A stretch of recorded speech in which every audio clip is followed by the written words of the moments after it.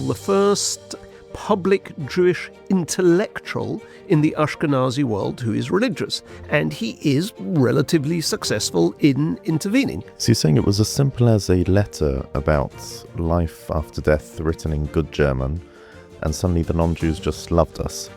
No. Listen, first of all, what does happen is he becomes a well-known figure, so you can't just brush him off if he writes to you. Welcome to History for the Curious. I'm Mena Reisner, and I host the internationally renowned lecturer, dynamic historian, and tour guide, Rabbi Aubrey Hirsch. Experience our history, confront dilemmas, and reveal the untold stories of 3,000 years of Jewish heritage, from Paris to Cairo, from the Russian Tsar to Maimonides, and from the Sinai Revelation to the French Revolution. Join the fastest growing Jewish history podcast in the world by subscribing to this channel and discovering the events that have shaped us into who we are today.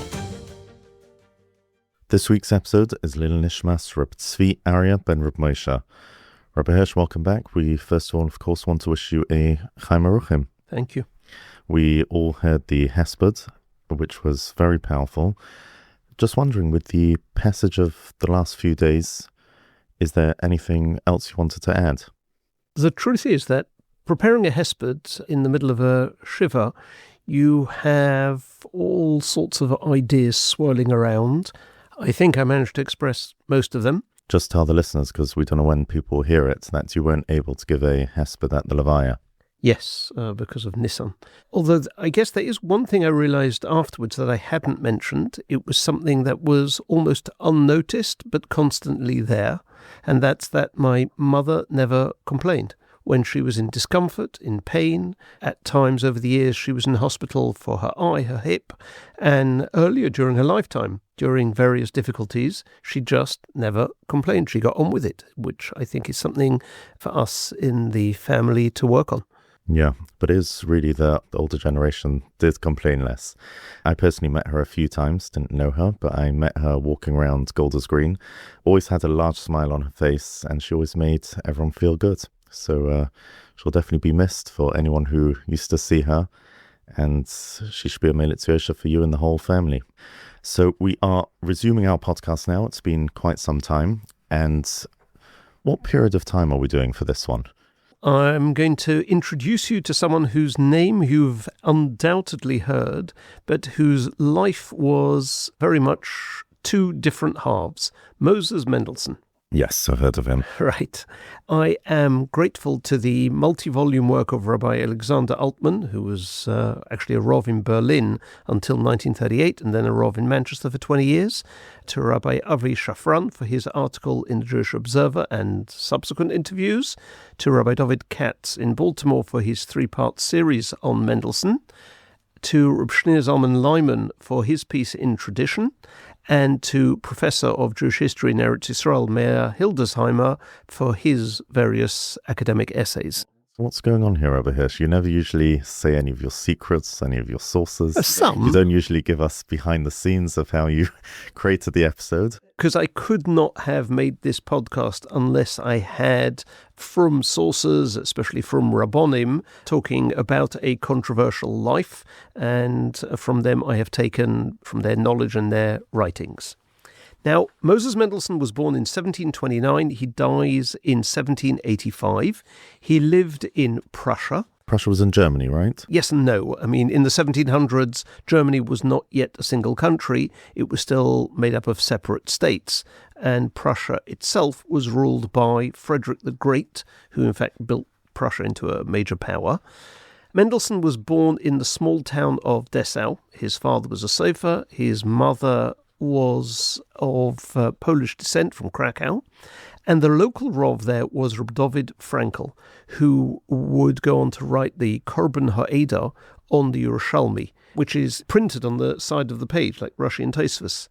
And when Mendelssohn was 13, his Rebbe becomes the Rav in Berlin. It had probably a population of around 90,000 and a small Jewish community, because the Prussian government had an extremely intolerant economic attitude towards the Jews. If you were poor, you didn't get in. only if you were wealthy or you contributed to the economy, and even then, only in small numbers. Even if you got in and you then didn't succeed in business, you'd be expelled. However, alongside the actual balabatim living there, they allowed a sheikh to butcher, a small yeshiva, and therefore you had poor bochrim who also lived there, and this includes Mendelssohn. And there would be a few unusual factors that influence his life, his interest. Firstly, his Rebbe, Reb David Frankel, who was also interested in Jewish philosophy. So Mendelssohn is exposed to that part of the Rambam, for instance, at a young age. And Mendelssohn had the interest and mindset to become a philosopher. And in Berlin, he met a broader range of Jews, people like Yisrael of Zamosh, who wrote a classic commentary on the Kuzari and a Perush on the Chovis HaLevavos, and therefore Mendelssohn learnt the Kuzari. He learnt Emunas V'Deus of Reb Sadia Gaon, the Sefer Ikorim, the philosophical traditions of medieval Judaism. He also picks up languages, Latin, Greek, French, English, and all of this is contributing to the individual who is slightly unusual. Thirdly, in the 1700s, there were breakthroughs being made in mathematics, in science in general, and whereas in the Middle Ages, religious Jews were always wary of the sciences because they had a very strong philosophical content. In fact, science was called natural philosophy. But by the time you get to the 1700s, slowly but surely, science and philosophy are breaking apart. And the question was now developing, will Jews now study these things which they had once shunned? And Mendelssohn did. So he was effectively yeshiva bocher, learning in Berlin, but colourful bocher. Yeah, I guess that pretty much sums it up. Nowadays, if somebody wants to remain frum, but he learns to speak a good English, read and write, or a good German, I guess, that's quite normal. But back then, it was very much a breach of the cultural norm of the insularity that existed and had existed for centuries. Because it hadn't been done before, it was outside the box. And he begins writing pieces in secular journals on philosophy. They weren't anti-religious, but the very fact that he had a good enough German to do so and that he had that mindset is unusual. It's difficult to sort of rewind back a couple of centuries and understand how unusual it was. And he is writing on culture and art. He didn't want to be a Rov, so he does two things. First of all, he introduces himself to young German, non-Jewish intellectuals, writers, poets, through discussion, through writing. People like Gotthold Lessing. And here you have a Jew who's Shomer Shabbos, who has a social relationship, I guess you could call it, with somebody who wasn't Jewish. It's unheard of, either by the Christians or by the Jews, but he's not irreligious. And he also becomes a tutor in the house of a Jewish factory owner called Bernhard. They needed somebody to teach their children. But after a while, the family actually offered him a job in the business, and he stayed there for the rest of his life. He eventually, in fact, becomes a partner, so he had a middle-class income. He gets married late, at the age of 32, a girl from Hamburg who comes from, or is related to, court Jews like Reb David Oppenheim. And he had, I guess you could call it, a pretty traditional Jewish marriage. He always wore a beard. She always had her head covered. Would you say that he was somewhat of a Yodea Sefer? He was a learned person? Yes, I believe so. He spent a number of years in yeshiva, for sure, quite a few years. You wouldn't call him a rabbi. And he wrote a book called Phaedon, in which he dealt with issues such as, is there life after death, the immortality of the soul? Because science was challenging religion, so it was a very pertinent discussion point in Western Europe. And Mendelssohn writes in a polished German. He does not quote Jewish sources. It's not written for Jews because Jews couldn't read Hochdeutsch, really. It was an irreligious book. really, in a way, you could call it a frum book, because he doesn't say anything that was opposed to Judaism, quite the opposite. He says there is life after death, that Hashem is good, that the soul is immortal, but it wasn't written for Jews. And it became a bestseller in Europe. It was translated into 10 languages, I think, and it obviously touched a nerve in European culture of the 1760s. And suddenly he finds himself very famous. He's in a major city, Berlin, which itself was extremely money-orientated, but as Rabbi Katz puts it, at times a sort of fancy coach and horse would pull up in the Jewish court in Berlin, and there would be a duke or, I don't know, an academic who would get out and say, I want to visit Moses Mendelssohn, the Jew. And so the Jews would say, gosh, if the Goyim hold of him. I mean, to the degree that in Berlin they exempted him from paying the Jewish taxes, which is, back in the day, a way of showing honor.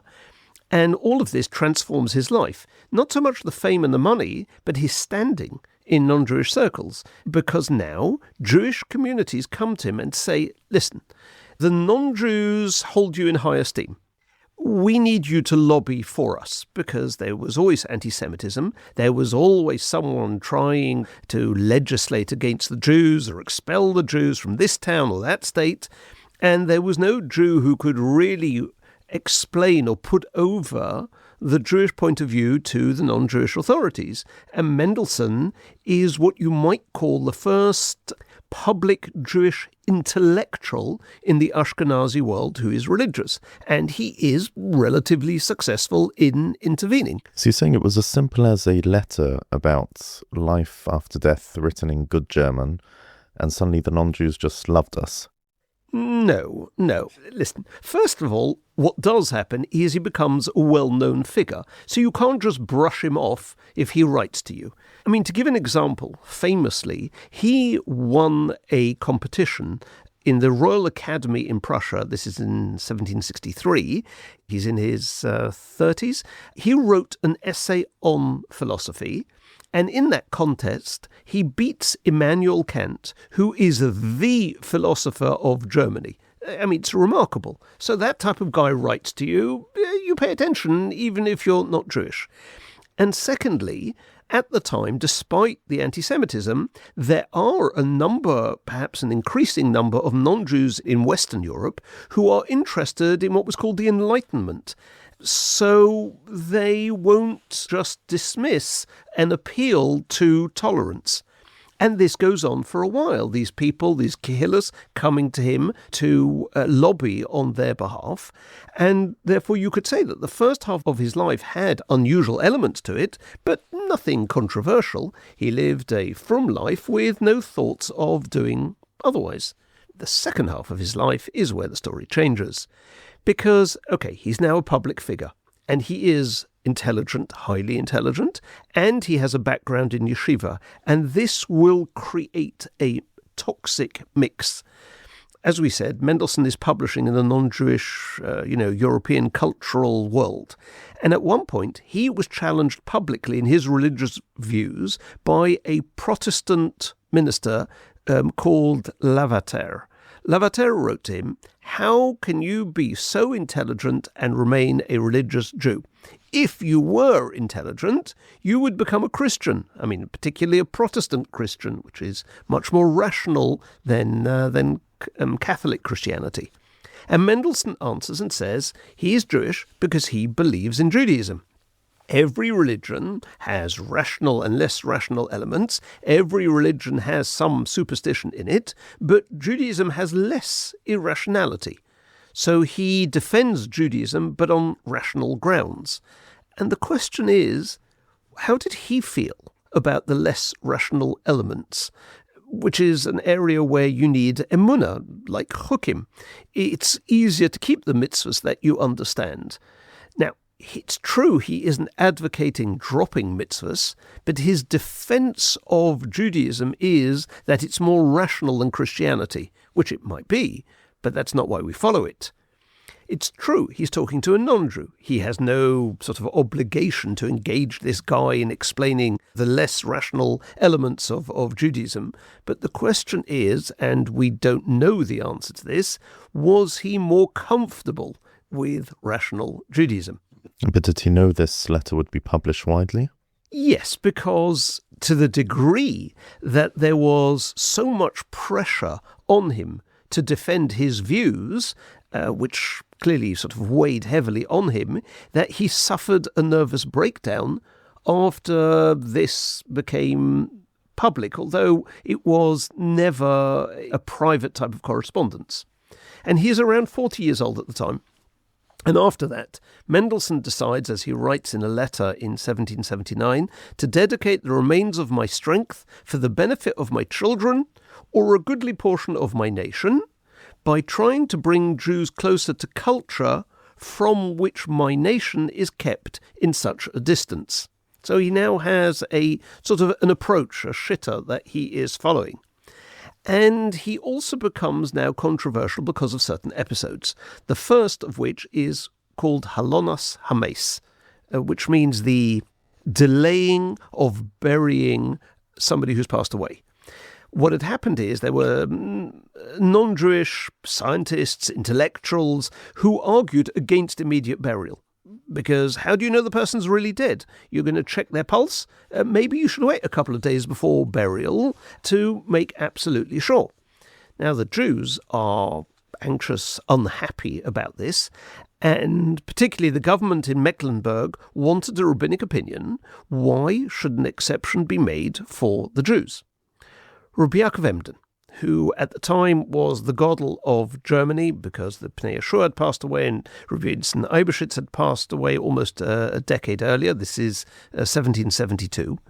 And he writes a response, but he couldn't write in good German, so he writes in Lashon Kodesh. He has it translated, and he, Rabbi Yaakov Emden, writes to Mendelssohn to suggest that Mendelssohn pens a response as well, because, as Rabbi Yaakov Emden put it, Mendelssohn enjoys a high reputation at the courts of princes and kings, is a master of the vernacular, and knows how to explain and present matters in a convincing way.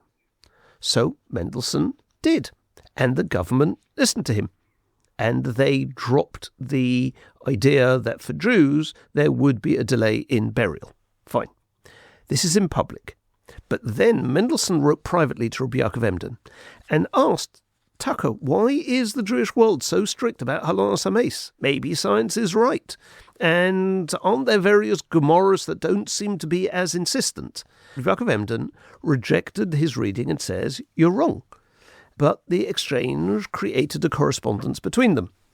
In fact, a few years later, this is after Mendelssohn had died, this correspondence became public, and therefore, although at the time the Duke accepted Mendelssohn's explanation, in 1787, when Mendelssohn's personal views found their way into the general public, they were used to pester the Jewish community, and Maskilim used the quote-unquote authority of Mendelssohn to attack the halacha of immediate burial in a sort of test case for the Haskalah. That's later. But do we believe that he changed his mind and he actually agreed to Rabbi Yaakov Emden at the time, or he felt that it was his mission to help the Jews even though he privately disagreed? Probably the latter. He probably saw a case to be made for science, but okay, this is what the Kehilla wants me to do. He'll do it. And in their correspondence, they also touched on the Rambam's position that a non-Jew who keeps the Sheva Mitzvahs B'nai Noach won't get Olam Haba unless the non-Jew keeps them because they believe that the Sheva Mitzvahs B'nai Noach are min haTorah, so to speak. And once again, Rabbi Yaakov Emden rejected his questions. They do have a basis, but Rabbi Yaakov Emden said no, and he said, people are looking at you as perhaps having an inclination to being less religious, so, keep a low profile. So this is really the first insight we're getting into his own views. Yeah, although he then embarks on a much more controversial project. publishing his own edition of the Chumash with translation. If you wanted to compare it to something nowadays, it would probably be similar to the Rabbi Aryeh Kaplan type of Chumash. It wasn't a commentary, it's a translation, and the translation into German appears in Hebrew characters, but he added a biur, a commentary, and this is how that Chumash is known. The commentary provided explanation and grammatical insights and justification for the translation. There are commentaries written in that style beforehand. And he and a few others worked on different sections. A guy called Shlomo Dubner worked on, I think, Bereshis, Mendelssohn did Shmois, Naftali Hertz Vesely did Vayikra. Now, it wasn't treif per se, but he acted without haskamas, unilaterally. If you think back to Art Scroll starting translating the Gemara, what they did, I think it's Masechtas Makkas, if memory serves, they got dozens of haskamas because it was new, it was different, and Mendelssohn did not. Now, it's true, if you get haskamas, you have to agree to a number of conditions. So now you've got Rabbonim who felt that, this guy isn't exactly yeshivish, and now he's involved in matters, he's Shomer Shabbos, but he could weaken the cultural insularity. And this could unravel for the Jews of Western Europe, for the majority of whom this is not going to be a plus. This is going to, teach them German, but not teach them Yiddishkeit. So, in other words, you couldn't put your finger on something being actually wrong, but as part of their Das Torah, looking at the broader picture for Klal Yisrael in Europe in the 1770s, they said this will lead to trouble. And of course, now we know it did. It did, very much so, as we will see in detail. So this makes him controversial. And he knows he's controversial. He understood rabbinic politics. He had sort of informants telling him which rabbi was going to come out against him with a cherem. And he countered it. You had Rabbi Rafael Cohen from Hamburg who wanted to put him in cherem. But Hamburg at the time was part of Denmark. So Mendelssohn arranged for somebody either high up in the government or the king of Denmark to sign on as a subscriber to the new Chumash edition. And once the king of Denmark has said it is kosher, the Rov in town has to keep quiet.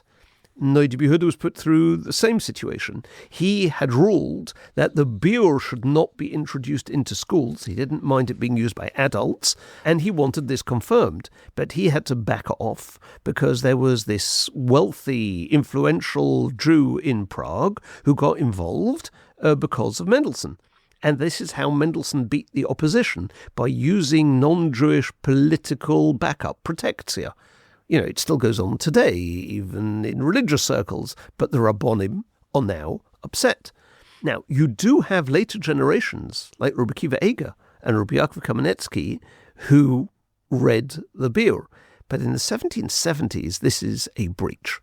So currently you'd describe him as certainly a nonconformist, yep, but still very much within orthodoxy, although getting more controversial. Yes. Then, in 1779, I would say the reason it's important to understand this is because we shouldn't think that reform landed in a spaceship from Mars and suddenly there was reform. We need to know what the progression was to get there. And you can now spot similar leanings in certain quote-unquote hashkafic ideas that are being put out there, and understand why, even if you can't necessarily say that this person is irreligious, but the views are leading in a very negative direction. Right. For any sort of damaging strain of Judaism, there has to start with a bit of legitimacy, otherwise it would have been swiped down from the start. I think it's good to know how things start in order to know what to be wary of. Right, but more than legitimacy, it also has to have a confluence of factors. It needs to be that the person doing so is able to make that statement because... Yes, to straddle these worlds. Right. If somebody makes a statement, very good. Okay, they can put it out on LinkedIn and get 16 likes. It's not going to create a revolution. So, in 1779, he gets a letter from France, from Alsace-Lorraine, actually. And now, officially, France had expelled the Jews centuries earlier, but the French kingdom expanded eastwards towards Germany and swallowed up Alsace and Lorraine, which had a large Jewish community, maybe, 40,000 Jews, who were religious. The kings of France were anti-Semitic, but the French army was there, and it's a border town, a border area, and they needed supplies, horses, uniforms, and the Jews made it their business to supply the army. And Alsace-Lorraine remained a Jewish area of Frum, Yiddishkeit, from then. My mother was probably 6th generation in that area. So in the 1770s, in the late 1770s, France is considering new restrictions. And the Jews wrote to Mendelssohn, because he could write in French as well. He understood European culture. He could think that way. He could think in that language. And one of his non-Jewish admirers, friends, is a guy called Christian Wilhelm Dom, who had a fairly high position in the Prussian treasury. Dom was a member of the Enlightenment, which is why he's friendly with Mendelssohn, and together they wrote a memo, and it worked. The French government reconsidered. And Sefar was the person who had contact with the government and was the main correspondent with Mendelssohn. Sefar, by the way, is the brother-in-law of David Zinsheim. And Mendelssohn, having sort of achieved this easing of restriction for the Jews, then asks Sefar a deeper question. Obviously, Jews don't want anti-Semitic decrees. But is there anything positive that we want from the non-Jewish government? What is the ideal political solution for Jews in Europe? Should Jews simply continue like they have for the past few hundred years, pay your taxes, be left alone, continue with, so to speak, autonomous communities, but shunned by the non-Jews? And in the olden days, a Kehilla could shut down a store that opened on Shabbos. It could beat people. It could excommunicate them. And the Jewish communities governed themselves directly rather than the state having intervention. But Mendelssohn asked, could there be an improvement in the political status of the Jews in Europe? Because Jews are living under all sorts of legal discrimination. Now, in this period of the Enlightenment, which is using reason to improve health and education and welfare, maybe this is a time to push for a positive change for the Jews. But wouldn't you need leaders, rulers that were part of the Enlightenment, not just philosophers, but actual people with power? Were there any? Mendelssohn's chiddush was that no, you don't. You don't need liberal rulers. You just need to tell these dictators that they are going to gain. It's useful for them. If you can persuade even dictators that reform is worthwhile if the rulers benefit. Now, no one had thought of this before, because on the non-Jewish side, everyone ignored or looked down on the Jews. And on the Jewish side, first of all, the thinking wasn't that way and nobody could formulate it. So Mendelssohn, fresh from his success in appealing to the French state, wanted to build on that. He suggested writing a book, making the Enlightenment case for better treatment of the Jews. It's not going to be full equality. It's not going to be full civil rights, but it eases things up. And he told this friend, this Christian Wilhelm Dom, that if I, Mendelssohn, write it, it's not going to carry enough weight. You write it. Mendelssohn would help. And it would be published under a non-Jewish name because, that way he gets more respect. And the argument was pretty much, are Jews obnoxious? Yes. But why? Because the laws push them in that direction. If you deny Jews the right to participate in ordinary business, they will turn to smuggling and other illegal activity. And this is the first time that a book is written by a Christian intellectual arguing for an improvement in Jewish status. And then Joseph II, he is the ruler of the Habsburg Empire eventually will become the Austro-Hungarian Empire. He's a son of Maria Theresa. He was famous for the fact that he thinks practically. He reads the book and he thinks, how can I get more out of my Jews? Because he had tens of thousands of them in Bohemia, in Hungary, in Galicia, and he has no respect for them, but he wanted them to be a better fit into the state. So he issued the Toleranzpatent, the Edict of Toleration in 1782. For the first time, a Christian ruler says, I'm going to grant the Jews an upgrade. Not because I'm a nice guy, but as a quid pro quo. I will move towards the Jews and they're going to have to move towards me. He wants, basically, a degree of assimilation. But the ultimate outcome, if we now fast forward a few decades from the point that Mendelssohn has made into the 19th century, in the sort of modern era, after Mendelssohn has long died, Jews in Europe would get civil rights, but at the cost of their Yiddishkeit. And therefore Rabbonim like the Noda B'Yehuda tried to fight this tooth and nail. But the Balabatim weren't interested. And under Joseph II in the 1780s and later, Jewish schooling shifts. So they introduce secular subjects, reading, writing, arithmetic, German. And for the first time, the state is now poking its nose into what's happening inside the Jewish community in Jewish culture, and it has enormous consequence. The emperor would have liked them all to convert, but at least he wants to weaken the traditional Jewish framework, and that's what happened. So you're saying that Mendelssohn himself didn't have an agenda to make Jews secular? He does not write negative things about, for instance, Orthodox Rabbonim. That's normally the litmus test. He doesn't. But he does want them to become more cultured and learned, things that we take for granted. But at the time, you're opening a door and you have no idea where it's going to lead. And he now also moves into this area of rational Judaism. He creates some mixed messages and he's creating waves. He wrote an essay in which he basically said that Judaism should not be coercive, meaning in regards to what we do, hashkafa-wise, the Torah tells us, gives us mitzvahs. And therefore a Kehilla should be able to close down a shop that operates on Shabbos. But if a guy says, I don't take, heaven and hell literally, the Beis Din shouldn't punish you for that. Because mitzvahs is action, not thoughts. Now, that's not exactly the full picture. You look at the Rambam's Hakdama to the Yud Gimel Ikorim in his Perush Mishnayos. He says, if you don't hold of these Yud Gimel Ikorim, which are belief-based, you have no portion in Olam Haba. And Mendelssohn develops his idea in a book called Jerusalem, where he argued that there shouldn't be a rabbinic control, Kehilla control, over Deos.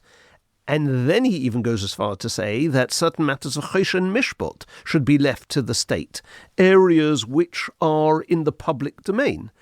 And anyway, it was a time where European states are now becoming uncomfortable with this idea of a Jewish state within a state. It's something that, if you go back to what we spoke about during the French Revolution, Napoleon tried to abolish, and therefore they wanted Jewish Kehillas increasingly coordinated with secular or royal authorities.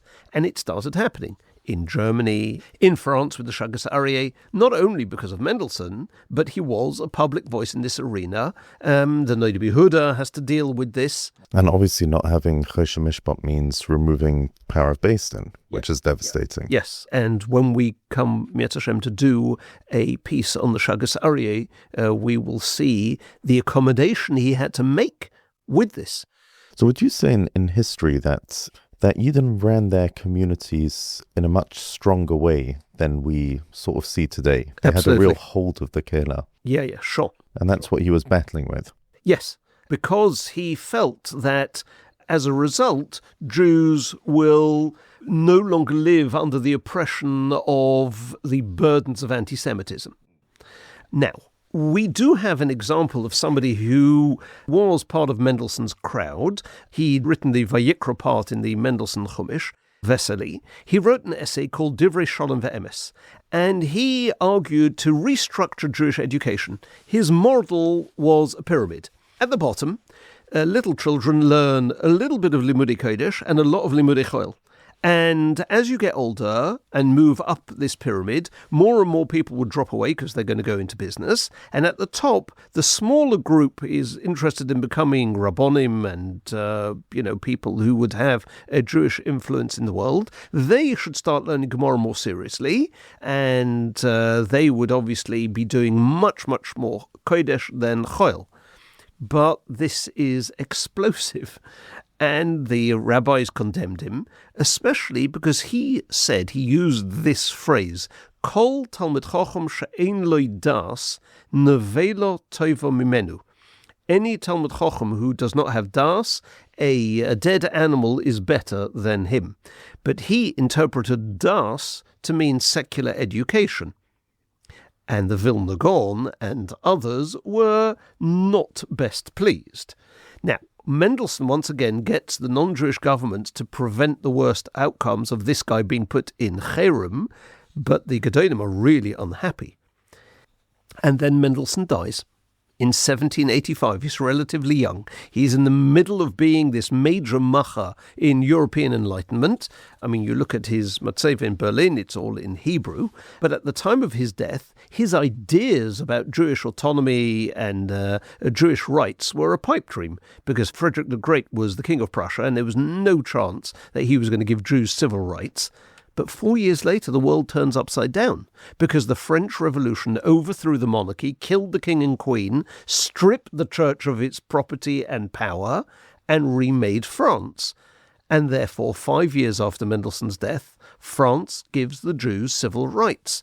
An idea that has been beyond the imagination in Mendelssohn's lifetime now is a reality. And the French state that emerged from the revolution is secular. That had never happened before.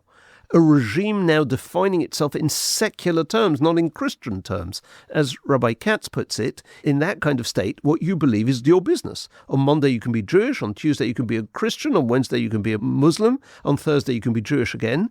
And the state would say, as long as you're a good citizen, you obey the law and you remain loyal to the country and serve in the army, that's all that matters. You should be free to vote like everybody else.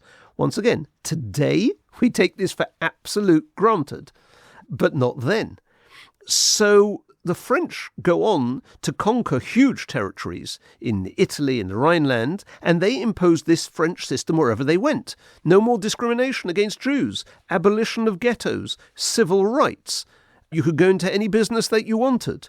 And now, after France was defeated in 1815, these other countries withdrew these rights and literally put people back in the ghettos, reconstructed the ghetto gates in places like Venice. But France kept those civil rights. In other places, it took much longer. We've discussed Austria in the past. It took years, decades. Only by 1870 did the Jews in all the countries of Europe have complete civil rights. But that leaves Mendelssohn with a very mixed legacy. He helped set the ball rolling towards Jewish civil rights, but not the type that you have in the 21st century, where you can remain entirely from and separate and still receive equal treatment. In Europe, if you lived in France, you had to learn French things and you had to be subject to certain government intrusion. And over the next couple of hundred years, Jews become contributors, major contributors to European culture, but often at the expense of their religion. So what he has now done is removed some of the foundations of Yiddishkeit without replacing them with something equally as a strong Jewish component. And so he is seen as a negative phenomenon, even if he was probably personally observant throughout. He wasn't advocating Reform Judaism, but this is a guy who's an exception to many rules, and the legacy he left behind had an enormous impact on Yiddishkeit, and not in a good way. He opened the door. And as I said, once the door is open, it's not going to be closed. He possibly was able to navigate it, but no one else did. Every one of his students was irreligious, if not worse, as we will see next week. And his kids became Christians or married out. It was a disaster. And yet, Mendelssohn's children and disciples all claimed they're following his philosophy. But you can't really continue his legacy if you think about it. He's definitely too liberal for the orthodox community, and he was a observant person, so he's too stringent for the non-orthodox community. Yeah. There's nothing to continue. Yeah, but the ideas are now in circulation. Right. And Pink Dafka, the time that it happened, was just the time that non-Jews were thinking about Jewish rights, and it was the beginning of this development, and it broke down the ghetto, not just physically, but the cultural insulation. You know, if he'd have lived 100 years earlier, he would have gotten nowhere. If he'd have lived 100 years later, he would have been helpful to Rabbonim like Reb Shlomo Shafal Hirsch. Living when he did made him a bridge for reform. That's just the way it was. He is almost a symbolic figure, a turning point. And after him, the conversation changes. The old model is no longer. The state begins to step in. Education begins to change. Jews, nowadays in England, you can't have a school which teaches no secular subject. And we might think it's a very good idea that that is the case. But the state has a very real say. We make our peace with it, and we still put up barriers and walls, etc. But thinking back 250 years ago, you can't predict what's going to happen as a result. Jews are now speaking different languages, social boundaries begin to break down, and once that starts, assimilation accelerates. The Rabbonim saw the danger. The Enlightenment saw the promise, the state saw the usefulness, and the Jews are caught in the middle. Some are inspired by him, some are frightened by him, some admired him in public and criticised him privately, or the other way around, and that made him a very controversial Jew. You're weakening the old Jewish structure.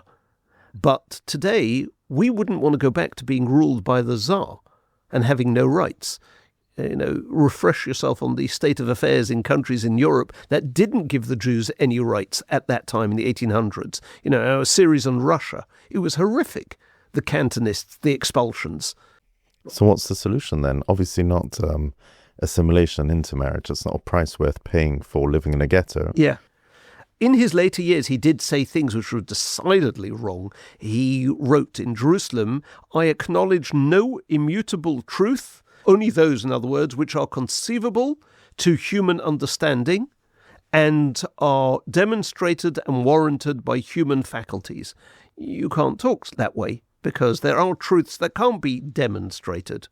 So he definitely has ideas that don't conform.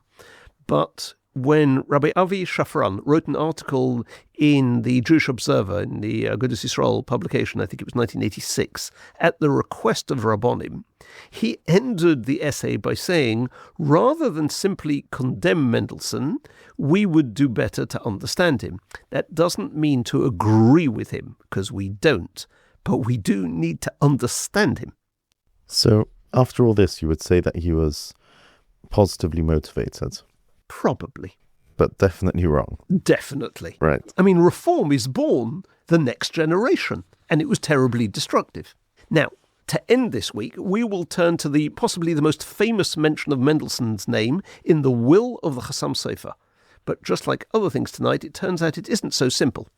The text of the Chasam Sofer's will contains a warning against using any of Mendelssohn's books. It's almost the first line. The Besifrei Ramad al Tishlechu Yedechem, I think it says. Two interesting things. First of all, the Chasam Sofer refers to Mendelssohn by the abbreviation Reish Mem Daled, Rav Moshe of Dessau. Now, the Reish is sort of Reb, not just his name, right? But this is in 1836, and by then the Chasam Sofer has already mentioned Mendelssohn twice in Truvas and refers to him as Chacham. Okay. Secondly, what did he mean with these three letters? Did he mean Ramad, or was the Reish actually a Ches, and he meant Chemed? Did he not want, because this is written to his children, did he not want his children to read books of romance and fiction? Or did he not want them to read Mendelssohn's book? And you'll say, well, have a look at the will. It's a problem because This resh seems to have been written slightly differently to other reshes in the will, and the original has disappeared in the Holocaust.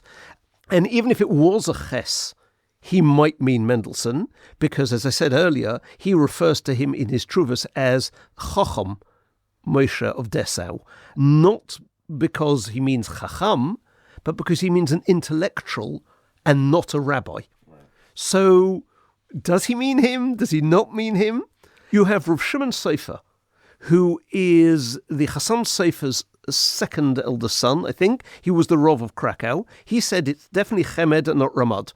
You also have, in 1816, the Chasam Sofer says that, unfortunately, people are trying to acquire a literary knowledge of pure German, and since it's not available in sort of religious works as translations, many had begun to read novels of a romantic nature. This is in his Haskoma to Machne Yisrael.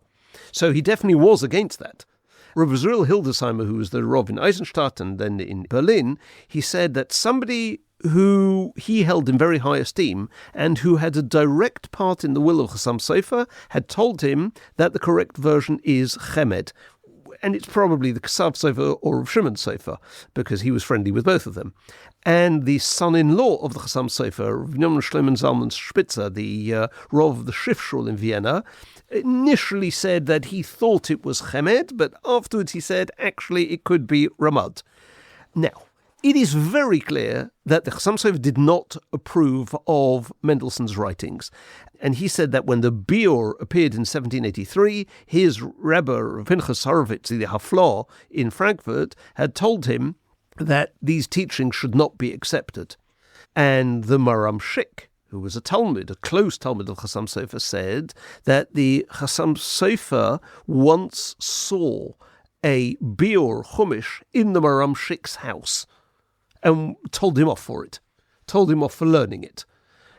And there is an episode about the Chasam Sofer's attitude towards Mendelssohn, which is recalled by Rabbi Schlesinger in 1863, when he wrote that the Chasam Sofer was once in a town close to Pressburg, and he wanted to remember a posuk, and he asked one of his Talmidim to bring him a Chumash.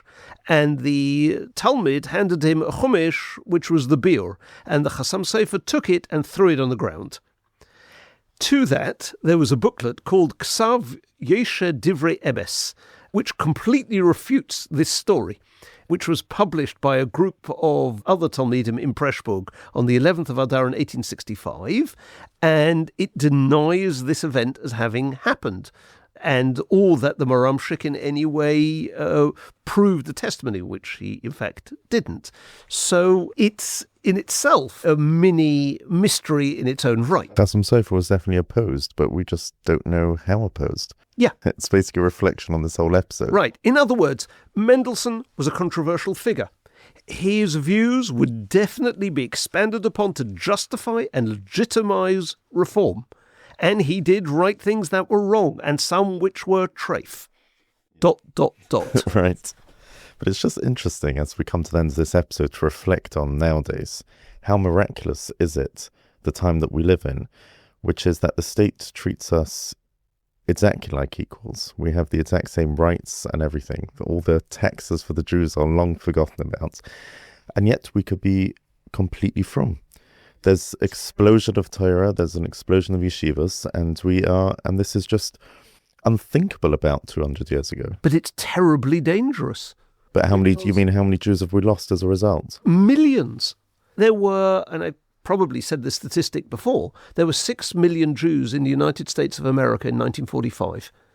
2 generations later, with zero, essentially, anti-Semitism, there should be 30 million Jews in the United States. But instead of 6 million, they're now 5.5 million. That is assimilation and intermarriage. It killed potential Jews to an unbelievable degree.